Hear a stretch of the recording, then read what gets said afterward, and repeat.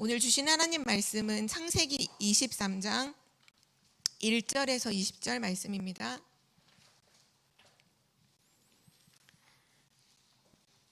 오늘 본문은 창세기 23장 전체죠. 1절부터 20절까지 전체를 교독하시겠습니다.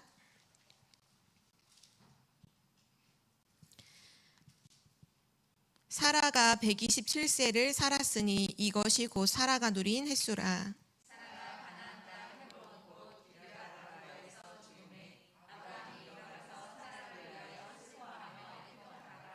그 시신 앞에서 일어나 나가서 헷 족속에게 말하여 이르되 나는 당신들 중에 약은혜요 거류하는 자이니 당신들 중에서 내게 매장할 소유지를 주어 내가 나의 죽은 자를 내 앞에서 내어다 장사하게 하시오. 헷 족속이 아브라함에게 대답하여 이르되 내 주여 들으소서. 당신은 우리 가운데 있는 하나님이 세우신 지도자이시니 우리 묘실 중에서 좋은 것을 택하여 당신의 죽은 자를 장사하소서. 우리 중에서 자기 묘실에 당신의 죽은 자 장사를 당할 자가 없으리라. 아브라함이 일어나 그 땅 주민 헷 족속을 향하여 몸을 굽히고 그들에게 말하여 이르되 나로 나의 죽은 자를 내 앞에서 내어다가 장사하게 하는 일이 당신들의 뜻이신데 내 말을 듣고 나를 위하여 소알의 아들 에브론에게 구하여 그가 그의 밭머리에 있는 그의 막벨라 굴을 내게 주도록 하되 충분한 대가를 받고 그 굴을 내게 주어 당신들 중에서 매장할 소유지가 되게 하기를 원하노라 하매 에브론이 해쪽 속 중에 앉아 있더니 그가 해쪽 속 곧 성문에 들어온 모든 자가 듣는 데서 아브라함에게 대답하여 이르되 내 주여 그리 마시고 내 말을 들으소서. 내가 그 밭을 당신에게 드리고 그 속의 굴도 내가 당신에게 드리되 내가 내 동족 앞에서 당신에게 드리오니 당신의 죽은 자를 장사하소서. 아브라함이 이에 그 땅의 백성 앞에서 그 땅의 백성이 듣는 데서 에브론에게 말하여 이르되 당신이 합당히 여기면 청하건대 내 말을 들으시오. 내가 그 밭값을 당신에게 주리니 당신은 내게서 받으시오. 내가 나의 죽은 자를 거기 장사하겠노라. 에브론이 아브라함에게 대답하여 이르되 내 주여 내 말을 들으소서. 땅값은 은 400세겔이나 그것이 나와 당신 사이에 무슨 문제가 되리이까. 당신의 죽은 자를 장사하소서. 아브라함이 에브론의 말을 따라 에브론이 해쪽 속이 듣는 데서 말한 대로 상인이 통용하는 은 400세겔을 달아 에브론에게 주었더니 마므레 앞 막벨라에 있는 에브론의 밭 곧 그 밭과 거기에 속한 굴과 그 밭과 그 주위에 둘린 모든 나무가 성문에 들어온 모든 해쪽 속이 보는 데서 아브라함의 소유로 확정된지라. 그 후에 아브라함이 그 안에 사라를 가나안 땅 마므레 앞 막벨라 밭 굴에 장사하였더라. 마므레는 곧 헤브론이라. 이와 같이 그 밭과 거기에 속한 굴이 해쪽 속으로부터 아브라함이 매장할 소유지로 확정되었더라. 아멘. 네, 오늘 말씀의 제목은 사라의 죽음입니다.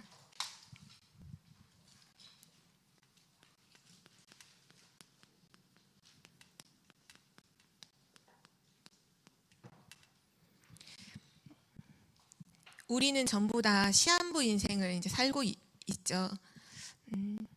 모든 사람에게는 한 번 죽는 것이 정해져 있는 일이라고 분명히 하나님 말씀하셨고 우리는 모르지만 하나님은 이미 우리가 죽는 날까지도 이미 정해 놓으셨죠. 그래서 뭐 지금 나이가 많은 사람이나 적은 사람이나 또는 어떤 병에 걸려서 진짜 말 그대로 의사에 의해서 시한부 어떤 판정을 받은 사람이나 또는 건강한 사람이나 똑같이 우린 다 시한부 인생을 지금 하나님 앞에서 살고 있어요.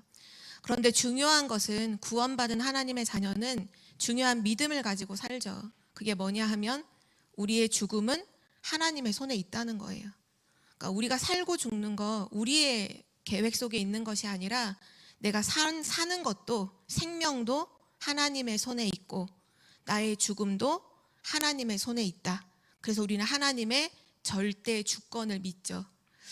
오늘도 이 사라의 죽음을 23장 전체를 두고서 기록을 했어요. 성경은 보면 되게 중요한 것 같은데도 한 절로 끝내버린 구절도 너무 많죠. 근데 오늘 말씀에서 이 사라의 죽음을 두고서 23장 전체를 두고 기록하심은 분명한 우리에게 주시는 메시지가 있고 또 우리가 붙잡아야 할 중요한 기도 제목이 있기 때문에 하나님께서 이렇게 기록하신 줄 믿어요. 그래서 오늘 특별히 우리는 사라의 죽음을 통해서 죽음이라는 부분을 오늘 두고서 중요한 언약을 붙잡는 시간이 되기를 기도합니다. 오늘 첫 번째로요. 죽음은 불신자들은 죽음을 두려워하죠. 죽지 않기를 원하고, 그래서 막 과거에도 보면 중요한 왕들은 불로장생이었던 그런 것들을 찾으려고 많이 몸부림을 치죠. 그러나 죽음은 누구에게나 다가오는 거예요. 근데 불신자는 모르지만 우리는 뭐를 기억해야 되냐면 죽음은 뭐냐? 개인과 시대에 대한 하나님의 계획이라는 것을 우리는 꼭 기억해야 돼요. 그냥 죽음으로 끝, 그게 아니라 그 죽음을 통해서 중요한 하나님의 계획이 이루어진다는 거죠. 개인과 시대에 대한 하나님의 계획을 담고 있는 것이 죽음이에요. 그래서 오늘 첫 번째로는 이제 성경에 나와 있는 여러 사람들의 죽음을 좀 확인해 볼 텐데요. 첫 번째로 무드셀라의 죽음입니다.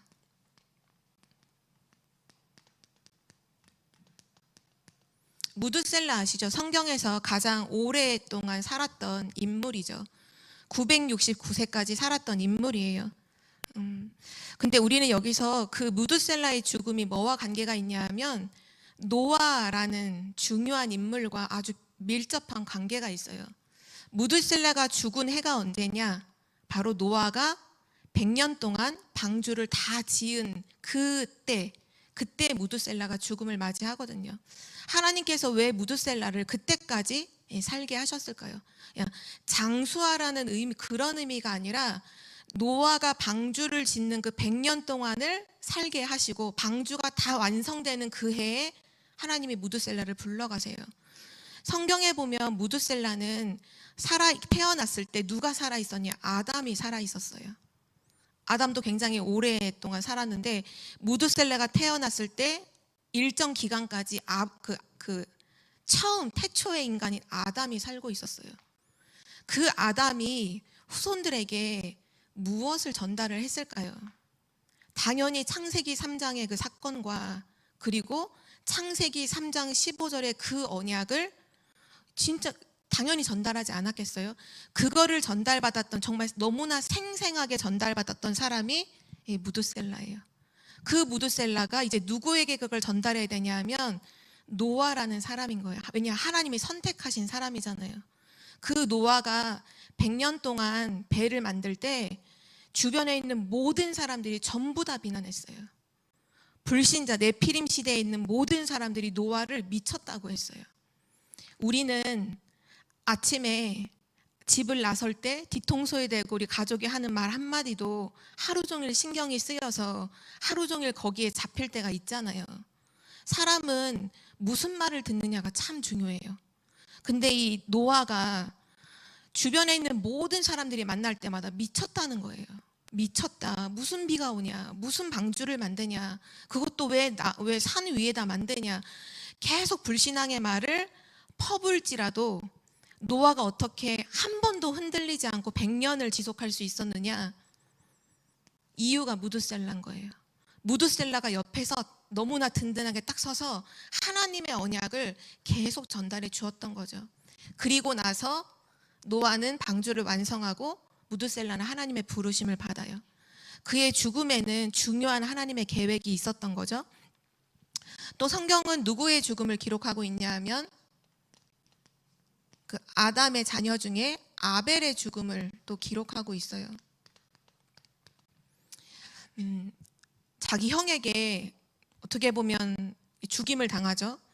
근데 성경은 뭐라고 말씀하시느냐? 히브리서 11장 4절에 최초의 순교자고 또 그 예물이 증거를 한다라고 하시면서 가인보다 더 나은 제사를 드렸고 그는 의인이다, 의로운 자다, 이렇게 하나님께서 말씀하세요. 아벨의 죽음, 최초로 피제사를 드렸던 인물이에요. 창세기 3장 15절의 언약을 알고 있었던 인물이죠. 그리고 또 누구의 죽음이 있냐 하면 노아가 살던 시대에 네피림 시대죠. 네피림 시대에 홍수 심판으로 한꺼번에 죽었던 그 사람들의 죽음이 있어요. 여기에는 하나님의 무슨 시대를 향한 뜻이 있나요? 그냥 한날에 이 사람들이 뭐 비가 많이 와서 홍수가 나서 물에 의해서 죽임을 당했다, 그런 의미가 아니라 네피림 시대에 대한 심판이었잖아요. 네피림 시대에 대한 심판. 이 시대, 노아 시대에 살던 사람들의 죽음에도 굉장한 큰 의미가 있어요. 하나님을 떠난 사단에게 완전히 사로잡혀서 내 뜻과 내 계획대로 살아가는 그 사람들의 마지막이 어떠한지를 우리에게 메시지로 주고 있잖아요. 아, 누구도 심판을 멸할 수가 없구나. 이때 네피림 시대에 있던 사람들은 하나님이 어디 있냐고 하면서 하나님을 거부했어요. 그리고 내 뜻대로, 내 생각대로 성공을 위해서 막 달려갔잖아요. 물질, 눈에 보이는 것이 전부라고 살아가고 있잖아요. 어떻게 보면 지금 우리 세상에 살아가고 있는 사람들의 모습이 이와 비슷하죠. 근데 성경은 그들의 죽음을 기록하고 있어요. 하나님의 심판 앞에서는 누구도 피할 수가 없어요. 사람에게는 한 번 죽는 게 정해진 것이고 반드시 심판이 있다고 성경은 기록하고 있죠. 그리고 또 성경에는 모세의 죽음도 있어요. 모세는 120세의 죽음을 맞이했는데요.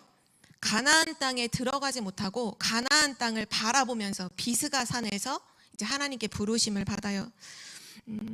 가나안 땅에 하나님이 모세를 들어가지 않게 하신 이유가 분명히 있어요. 그러니까 모세의 죽음, 가나안에 들어가기 전에 모세를 불러가신 데에는 하나님의 중요한 계획이 있어요.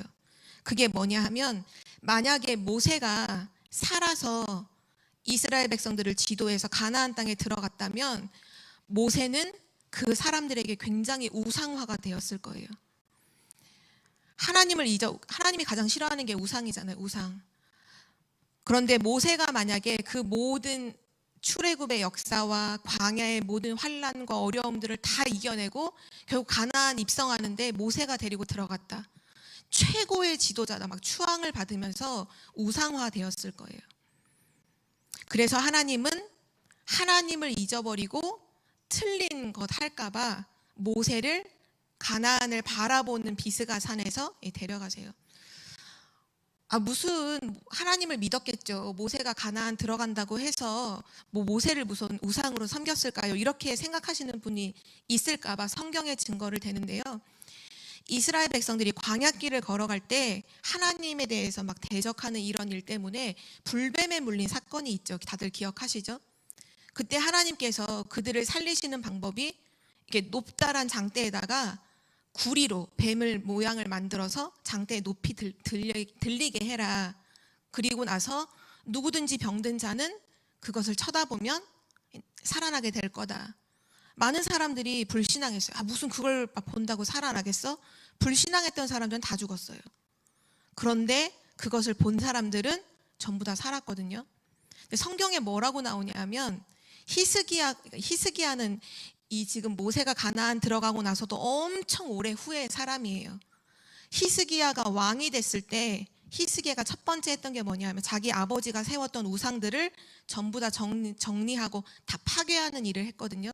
성경에 보면 뭐라고 나오냐면 그때까지도 이스라엘 백성들이 그 놋뱀을 향해서 제사를 지내고 있었어요. 누군가가 그 놋뱀을 다 쳐다보고 이제 병이 난 다음에 그걸 누군가가 내렸겠죠, 분명히. 누군가가 그거를 이렇게 고이고이 싸매고 가나안을 들어간 거예요. 그리고 하나님의 능력으로 치유되었다가 아니라 이거 보니까 치유된다 이거예요. 그게 부적이 되는 거예요. 진짜 말 그대로 부적이 되고 우상이 되는 거죠. 그거를 히스기야 왕 때까지도 세워놓고 제사를 지내고 있었어요. 이스라엘 백성들이에요. 그랬던 이스라엘 백성들이니 당연히 모세가 가나안 들어가면 우상화시키는 거 너무 당연하잖아요. 하나님 너무나 잘 알고 있었어요. 그래서 모세의 죽음, 가나안 들어가기 전에 하나님께서 모세를 데려가시죠. 그것이 이스라엘 백성을 위한 하나님의 은혜요 섭리였어요. 또 성경에 보면 40년 동안 죽음을 맞이했던 사람들이 있죠. 출애굽의 1세대들이에요. 출애굽의 1세대들이 40년 동안 광야에서 장례식을 치르고 다 죽음을 맞이했어요. 원래 그 애굽에서 가나안 땅까지는요, 일주일이면 가는 거리예요. 일주일이면 가는 거리를 하나님이 왜 40년 동안 돌리셨나요? 불신앙자들이죠. 불신앙. 하나님을 믿지 않아요. 하나님 언약 믿지 않아요. 한꺼번에 하나님이 죽이시면 소문나잖아요. 여호와 하나님이라는 그 여호와 하나님이 이스라엘 백성들을 출애굽시키시더니 광야에서 한날에 다 죽이셨다. 완전 재앙 만났구나. 이렇게 볼까봐 40년 동안 돌리시면서 한 명씩 데려가신 거예요. 불신앙하는 모든 사람들은 전부 다 광야에서 죽음을 맞이하고 장례식을 다 치르고 나서 새로운 믿음의 후대들을 데리고 하나님이 가나안에 들어가셨죠. 지금 전부 다 죽음을 통해서 뭘 얘기하냐면 그 개인을 향한 하나님의 계획, 그 시대를 향한 하나님의 계획이 죽음 속엔 다 담겨 있어요. 그냥 죽는 죽음은 없어요. 모든 사람에게는 하나님의 절대라는 것 속에서 살기도 하고 죽기도 하는 거죠. 또 이스라엘의 초대 왕이죠. 사울 왕의 죽음도 있어요. 하나님은 사울을 왕으로 선택하시고 최초의 왕으로 세우셨어요. 그러나 시간이 지나면서 사울 왕은 여호와 하나님은 놓치고 자기의 자리와 위치에 집착했어요. 그래서 하나님의 말씀을 버려요. 하나님의 말씀보다는 자기 생각대로 먼저 앞서가요. 그래서 성경은 뭐라고 기록하냐면 사울 왕이 하나님의 말씀을 버림으로 나도 사울을 버렸다. 이렇게 기록하고 있죠. 사울 왕이 나중에 어떻게 죽냐면 전쟁에 나가서 이 화살에 맞는데 죽지는 않아요. 근데 자기가 화살에 맞아서 적군들에게 죽음을 맞으면 너무 비참하다고 생각을 하고는 신하에게 자기를 죽이라고 시키죠. 근데 신하가 그거를 시행을 하지 않아요. 그래서 자기가 칼을 이렇게 땅에다 꼽아놓고 자기가 거기 스스로 엎드려서 죽음을 맞이하죠. 자살을 한 거죠. 하나님의 언약을 놓친 자의 비참한 말로를 사울 왕을 통해서 보여주고요. 또 성경에는 보면 엘리 제사장이 나오죠. 사무엘이 이제 그 성전에서 자랄 때 있었던 제사장이에요. 그 엘리 제사장의 죽음도 성경은 기록하고 있어요. 사무엘이 이 엘리 제사장의 밑에서 자랄 때 엘리 제사장은 영적으로 너무나 무지했어요. 하나님의 말씀을 받지 못해요. 하나님의 말씀을 듣지 못해요. 기도하지 않아요. 성전에서 기도하지 않아요. 자기의 두 자녀 홈니와 비느하스가 성전에서 수많은 범죄를 저지르는 것을 간과해요. 그냥 넘겨버려요. 나중에 어떻게 죽냐면요. 그 홈니와 비느하스가 전쟁이 일어났는데 하나님이 이 전쟁은 하나님께 속한 것이잖아요. 그런데 이들은 뭐라고 생각하냐? 언약궤만 가지고 가면 이길 수 있다. 언약궤를 부적처럼 생각해요. 그래서 언약궤를 굳이 가지고 가서 전쟁에 나갔다가 언약궤를 블레셋에게 빼앗기고 홈니와 비느하스도 죽임을 당해요. 그때 그 소식을 이제 이스라엘 백성 중 한 명이 막 달려서 이 엘리 제사장에게 전달을 하죠. 두 아들은 죽었고 하나님의 언약궤는 빼앗겼다. 그때 의자에서 일어나다가 쓰러져가지고 목이 부러져서 죽잖아요. 성전에서. 영적으로 무지한 자의 그 죽음, 그걸 성경에는 또 기록하고 있고요. 또 그러면서 구약에 보면 스데반 집사님의 죽음도 성경은 기록하고 있죠. 복음을 증거하다가 죽음을 맞이하시죠. 예수가 그리스도라는 복음을 많은 유대인들 앞에서 창세기로부터 쭉 훑잖아요. 창세기에서부터 유대인들이 그렇게 붙잡고 있는 그 말씀을 가지고 왜 예수가 그리스도인지를 막 선포하는데 사람들이 그걸 듣지 못하고 돌에 쳐서 이제 죽임을 받죠.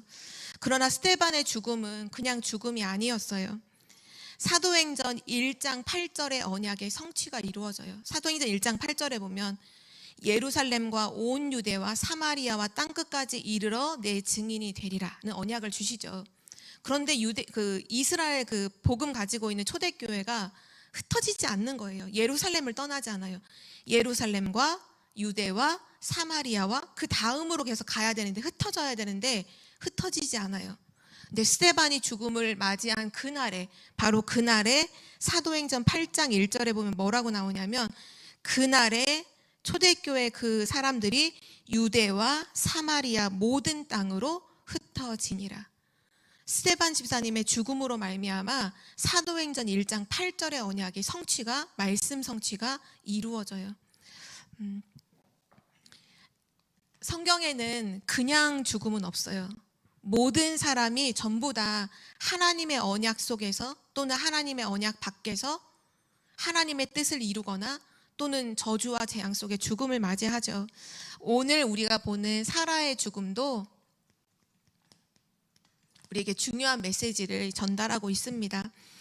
오늘 1절에 보면 사라가 127세를 살았으니 이것이 곧 사라가 누린 햇수라라고 기록하고 있죠.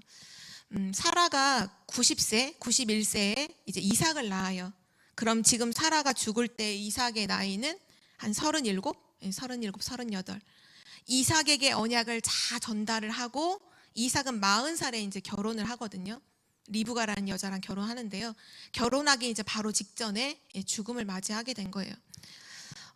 어떤 사람은 특히 요셉의 어머니와 같은 라헬 같은 경우는 요셉에게 있는 것이 유익하지 않기에 요셉이 어릴 때 미리 하나님 데려가시잖아요. 그런데 사라는 하나님 살려주세요. 계속 이삭이 자랄 때까지. 왜냐? 이삭에게 언약을 전달할 중요한 사명이 있었기 때문에 이삭이 장성하여 가정을 이루기 전까지 하나님 살려서 그 이삭에게 언약을 전달하도록 하나님 만드시죠. 그리고 그 사명을 다하는 날 하나님 불러가시는 거예요. 우리는 그냥 불신자가 말하는 그런 무서운 두려운 죽음이 아니라 하나님이 우리를 불러가시는 거예요. 하나님 나라를 누리다가 하나님 나라로 가는 거죠. 죽음은 개인과 시대를 향한 하나님의 계획이다라는 걸 꼭 기억하셔야 되고요. 그리고 죽음과 함께 또 중요한 부분이 뭐냐 하면 바로 우리의 삶이잖아요. 우리가 살아있는 동안에 이 사는 삶을 사는 동안에 그때만 가능한 것이 있어요.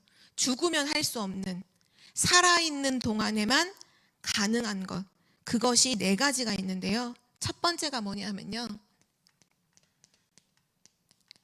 바로 구원받을 수 있는 기회는 살아있을 때만 가능해요. 영혼이 육신을 떠나고 난 이후에는 구원받을 수 없어요.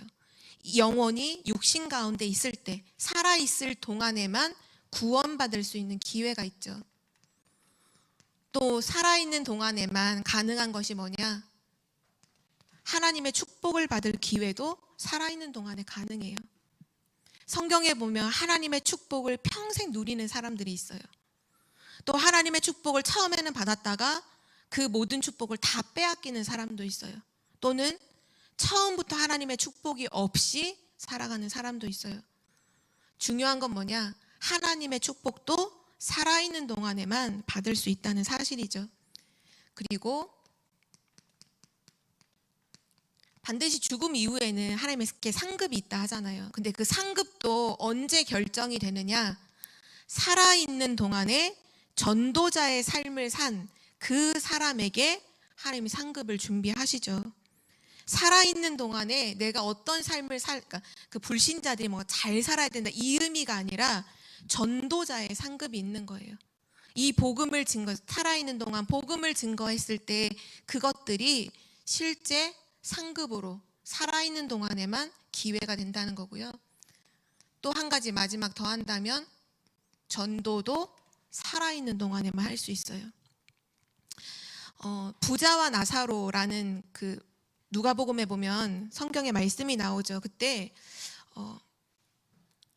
그 부자가 죽고 난 이후에 이제 지옥에 가잖아요. 지옥에 가서 막 나사로한테 손가락으로 물 한 방울만 찍어서 내 혀에 좀 대달라. 불가능하다. 거기에서 여기까지 올 수가 없다고.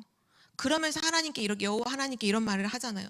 나를 다시 돌려보내서 우리 형제들 지금 살아있는 형제들한테 여기 오지 않도록 지옥에 오지 않도록 나를 좀 살려보내서 이 얘기 좀 해줄 수 있게 해달라 하는데 그럴 수 없다. 그럴 수 없다고 말씀하시잖아요. 그 말은 뭐냐? 전도도 살아있는 동안에만 할 수 있어요. 죽음 이후에는 전도할 수 없어요. 그래서 우리는 이 살아있는 동안에 하나님이 주시는 이 기회를 놓치면 안 돼요. 구원의 기회를, 축복의 기회를, 그리고 상급의 기회를, 전도의 기회를 놓치면 안 돼요.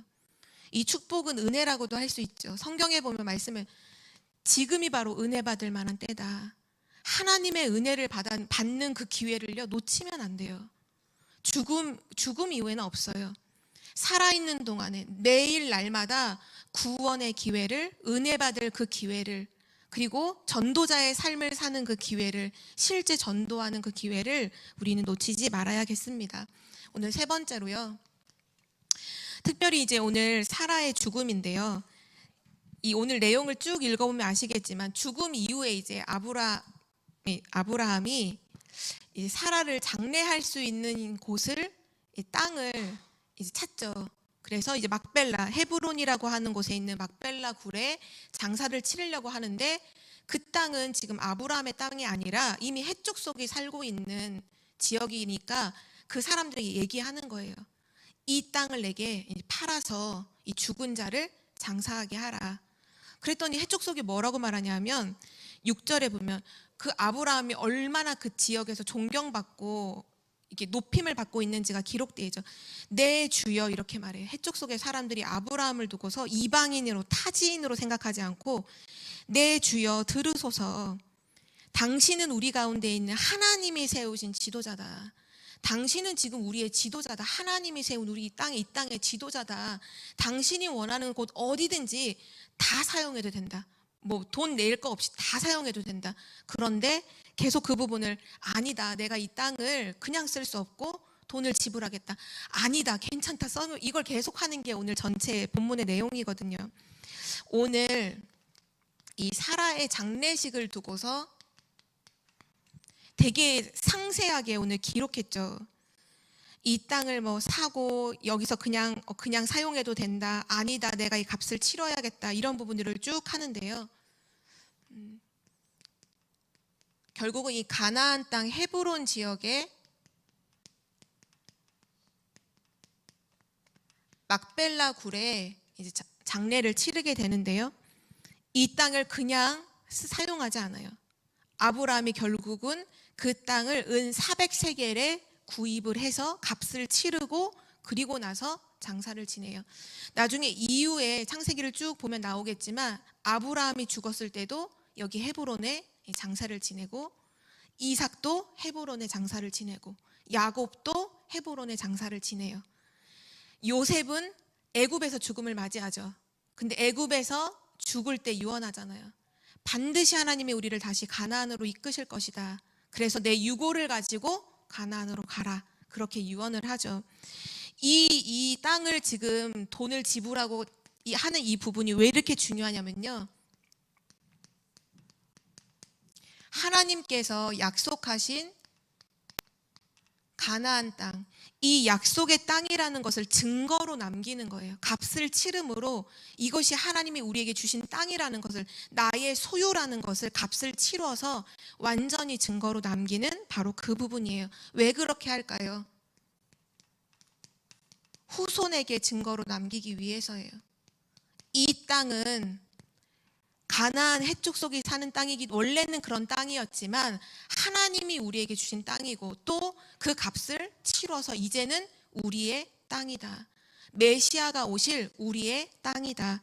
후손에게 증거로 남기기 위해서 그 부분을 오늘 상세하게 계속 기록을 했어요.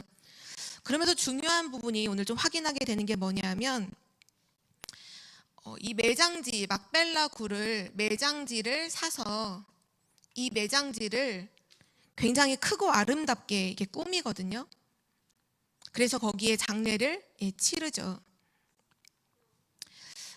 이스라엘의 매장지는 항상 어디를 하냐 하면 땅에 이렇게 지금 우리나라처럼 이렇게 땅에 파묻지 않아요. 굴이나 이런 곳에 사람을 두고서 이게 돌로 문을 만들어서 이게 문을 막죠. 여기서 뭐를 알 수 있냐면요. 이스라엘 민족은 지금 실제 살고 있는 그 집이 이렇게 돌을 쌓거나 또는 움직이지 않는 곳이 아니라 늘 언제든지 이동할 수 있도록 천막을 짓고 살아요. 그래서 막 벌려놓고 살지 않아요. 언제든지 떠날 것을 생각하고 딱 천막을 짓고 간단하게 이렇게 삶을 꾸려놓고는 또 이동하고 또 이동하고 그렇게 삶을 살죠. 그런데 천막에서 삶을 사는데 매장지는 돌로 만들어요. 굉장히 그 가치 있고 비싼 것으로 이렇게 그 죽어서 머무는 매장지를 그렇게 꾸며요. 왜 그렇게 하셨을까요? 여기에도 하나님이 주시는 중요한 메시지가 있어요. 그게 뭐냐 하면 이 땅에 사는 동안 이스라엘 백성이 천막을 치고 사는 그 삶은 뭐와 같으냐? 이 땅의 삶은 나그네 삶이라는 거예요. 우리가 여기다가 막 모든 생각을 쏟고 정성을 이게 아니라 이 땅에 사는 삶은 영원이라는 시간표 속에 잠시예요.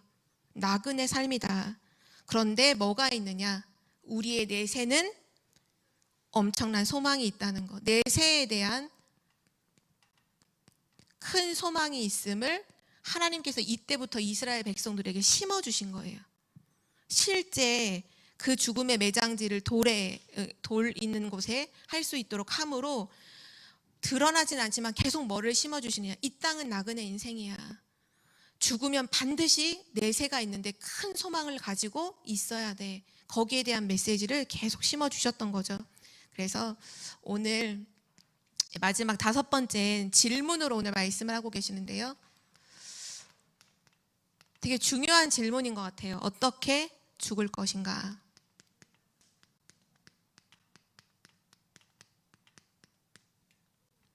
나는 어떻게 죽을 것인가? 내 인생은 어떻게 마무리해야 되는가? 오늘 사라의 죽음을 통해서 아까도 잠깐 얘기를 했지만 좀 비교하면 더 이렇게 정확하게 구분이 되니까요. 라헬의 죽음과 좀 비교가 되는 것 같아요. 라헬, 요셉의 어머니죠. 요셉이 어릴 때 동생 베냐민을 낳다가 이제 산고로 죽게 돼요. 근데 이 여자가 어떤 여자냐면 그 라헬이 원래는 아버지의 집에 머물다가 그 남편 야곱과 함께 다시 이제 가나안 땅으로 돌아올 때 많은 사람들은 거기서 이제 북에 불어났던 재산들을 챙기거나 여러 가지 이런 물품들을 챙겨서 가져와요. 근데 그 라헬이란 여자는 한 가지를 딱 챙겨갖고 와요. 뭘 챙겨오냐 하면 그 아버지가 섬기는 우상인 드라빔을 숨겨가지고 오거든요. 라헬이 갖고 왔던 게 그거였어요. 나중에 그 라헬의 아버지가 막 화가 나서 쫓아왔을 때도 이유를 가지고 얘기했던 게 뭐냐면 내 그걸 누가 가져갔냐 이거예요. 내가 그 삶에서 점을 치는 그 드라빔을 누가 가져갔냐. 그때 라헬이 이렇게 낙타 밑에다가 이렇게 우상을 넣어놓고 이렇게 딱 앉아놓고 지금 내가 생리하는 중이라서 일어날 수 없다라고 핑계를 대면서 들키지 않도록 하죠. 여기서 이제 확인되는 게 뭐냐면 라헬이라는 여자가 갖고 있는 신앙의 색깔이에요. 중요한 언약을 가진 야곱이라는 언약 백성, 이 복음의 언약을 이어갈 야곱이라는 사람 옆에 너무나 틀린 다른 우상을 챙겨서 나올 만큼의 그 여자가 옆에 있는 거죠. 근데 그 야곱이 가장 사랑했던 부인이었잖아요. 근데 그 라헬이 낳은 자녀가 요셉이에요. 우리는 이제 잘 모르지만 하나님의 영원이라는 시간표 속에서는 요셉을 하나님이 택하시잖아요. 요셉을. 그 요셉은 언약을 이을 사람이에요. 언약 이을 사람. 근데 그 엄마가 라헬인 거예요. 하나님은 라헬을 요셉 옆에 오래 두는 것을 원하지 않으셨어요. 그래서 동생 베냐민을 낳을 때 라헬을 데려가시죠. 죽음을 맞이해요. 야곱에게는 그 엄마가 아기를 낳다가 죽은 것 때문에 그 요셉과 베냐민을 굉장히 불쌍히 여기죠. 그래서 굉장히 돌아봐요. 많이 돌아봐요. 그 야곱, 언약 가지고 있는 아버지가 요셉을 굉장히 많이 돌아보면서 만났을 때마다 뭘 심었을까요? 그냥 인간적인 위로를 한 게 아니에요. 자기가 가나안을 떠날 때 그런 상황들, 하나님께서 자기에게 나타나셨던 그런 이 부분들, 자기의 이름을 나중에 이스라엘로 바꿔주시잖아요. 야곱을 이름을 이스라엘로 바꿔주셨던 그런 모든 스토리들, 언약의 스토리를 계속 전달했겠죠. 그래서 요셉은 어려서 언약을 알았어요. 라헬의 죽음은 하나님이 보실 때 일찍 데려가실 이유가 있었죠. 그런데 사라는 아브라함이 올바른 진짜 막 여러 가지 과정들이 많았어요. 막 이 사라를 누이 동생이라 뭐 하는 경우도 2번이나 있었죠. 근데 그때마다도 다 순종을 해요. 순종을 하고 자기 남편을 주여라고 부르면서 다 순종을 하죠. 중요한 건 이제 아브라함이 진짜 믿음을 회복하는 그때까지도 사라는 살아 있었고, 실제 아브라함이 하나님 주신 엄청난 축복을 받을 때까지도 사라는 살아 있었고, 또 아들 이삭이 장성한 청년이 될 때까지도 언약이 전달되어 올바른 신앙으로 이 복음이 완전 각인되잖아요. 그때까지도 살아 있어요. 그렇게 난 다 살아 있은 이후에 하나님이 그를 불러가세요. 어떻게 보면 되게 아름다운 인생을 살은 거예요. 모든 과정들을 다 지켜보고 진짜 남편이 믿음으로 탁 서면서 하나님 앞에 진짜 단을 쌓는 모습, 축복을 받는 모든 모습, 그러면서 하나님이 이삭을 주시고 그 이삭이 모리아산에서의 언약이 각인되는 그런 체험들, 또 실제 결혼하기 직전까지 모든 양육하는 속에서 하나님의 모든 언약을 이삭에게 전부 다 전달을 해요. 어떻게 보면 사라의 죽음은 하나님이 이루어 가시는 언약의 여정 속에서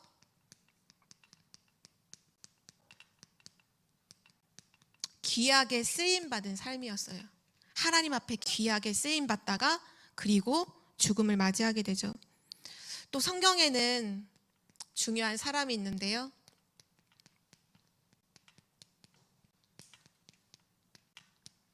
스데반의 죽음입니다. 스데반은 어떤 가운데 죽음을 맞았냐면요, 성령 충만한 가운데 죽음을 맞이했어요. 스데반이 성령이 충만하여 예수가 그리스도를 증거했죠. 또 스데반은 어떤 가운데 죽음을 맞이했냐? 복음을 증거하는 가운데 마지막에 그 행적이 복음 증거하다가 죽음을 맞이했어요. 또 마지막 죽을 때 스데반은 뭐를 보았냐? 보좌의 축복을 봤어요. 하늘 문이 열리고 그리스도께서 보좌 우편에 서신 것을 보았죠. 보좌의 축복을 보고 죽은 사람이 뭐 당연히 살아있을 때도 누렸지만 마지막 죽기 직전에 뭘 받느냐도 참 중요하잖아요. 보좌의 축복을 보면서 죽음을 맞이해요.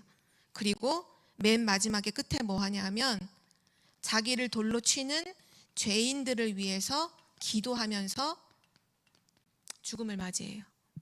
하나님, 이들이 하는 것들을 지금 이 사람들이 알지 못합니다.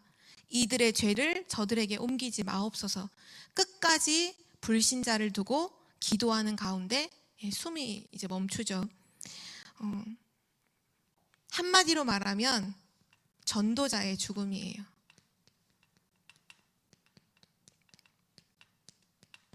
우리는 어떻게 죽어야 할까요?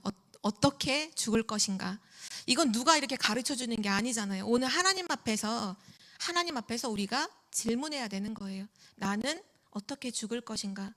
진짜 언약의 여정에서 하나님께 쓰임 받는 삶으로 사는 그런 인생.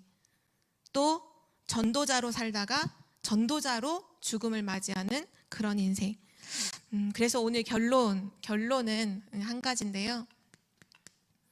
오늘 사라의 죽음을 통해서 우리에게 주신 언약이기도 하면서 우리의 기도 제목인 것 같아요. 그게 뭐냐 하면 우리가 살아있는 동안에는 전도자로 살다가 사라도 결국은 이삭을 남기고 가죠. 스데반도 죽음 이후에 많은 제자들을 남겼어요. 그리고 스데반이 죽을 때 그 죽음을 목도했던 중요한 청년이 한 명 있죠. 사울이라는 청년이요. 돌로 치는 사람들의 옷을 받아서 증인으로 서서 그 스데반의 죽는 모습을 다 봤어요. 스데반이 막 비명을 지른다거나 사람들을 저주하거나 막 고통 가운데 죽는 것이 아니었어요. 너무나 평안한 가운데 기쁨으로 하늘 보좌가 열리는 그걸 보면서 기쁨으로 자기를 돌로 치는 그 사람들을 용서해달라고 기도하며 죽는 모습이 그 청년 사울에게는 충격이었어요. 충격. 나중에 복음을 다메섹에서 받고 난 이후에 이런 부분들이 굉장히 영향을 주죠. 결국은 제자를 남겼던 거잖아요. 우리가 전도자로 살다가 제자를 남기고 가는 인생. 하나님이 우리를 부르실 때 제자를 탁 남겨놓고, 그리고 그 제자가 우리 후대이기도 하죠. 후대, 우리 랩넌트 또는 또 TCK드 237 나라의 중요한 제자를 남겨놓고 가는 인생. 전도자로 살다가 제자를 남기고 가는 인생. 정말 그것이 가장 가치 있는 삶인 줄 믿습니다. 성경은 우리에게 중요한 걸 가르치고 있어요. 성경 말씀을 보면 4가지를 가르치세요. 그게 뭐냐 하면 구원의 길을 가르쳐요. 구원의 길은 복음이죠. 복음. 그걸 성경에서는 계속 우리에게 말씀하고 있어요. 복음이 뭐냐? 진짜 구원받는 길이 뭐냐? 복음이다. 또 2번째로 가르치신 게 뭐냐 하면 그 구원의 길을 다른 사람에게 전도하는 것, 전달하는 것, 거기에 대한 얘기를 계속 하세요. 결국 전도죠, 전도.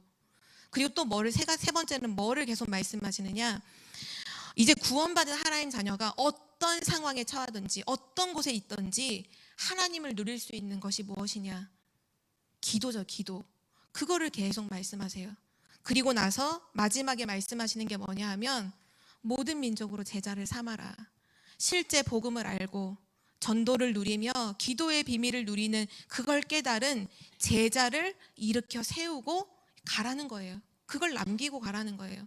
그러면 정말 하나님이 원하시는 건 성경에서 우리에게 주시는 게 결국 복음, 전도, 기도, 제자. 이게 우리의 기도 제목이어야 돼요. 복음과 전도와 기도와 그리고 제자. 이 3가지를 누리는 또 다른 제자를 일으켜 세우는 것. 오늘 정말 우리 인생을 두고서 하나님의 절대 속에 나의 삶도 있고 나의 죽음도 있는데 정말 하나님이 가장 원하시는 전도자로 살다가 제자를 남기고 하는 인생 되시기를 기도합니다. 하나님 아버지 감사합니다. 오늘 사라의 죽음을 통해서 우리의 생과 사의 주인이 하나님이시고 또 우리가 무엇을 언약으로 붙잡고 무엇을 놓고 기도해야 될지를 알게 해주심을 감사드립니다. 일평생 동안 전도자로 살다가 중요한 70인의 제자를 남기고 가는 복음의 인생이 될 수 있도록 인도하여 주옵소서. 날마다 오직 복음, 오직 전도, 오직 기도, 오직 제자를 남기는 축복된 아름다운 인생을 살게 하시고 그러한 제자를 남기게 하여 주옵소서. 감사를 드리며 주 예수 그리스도의 이름으로 기도드립니다. 아멘.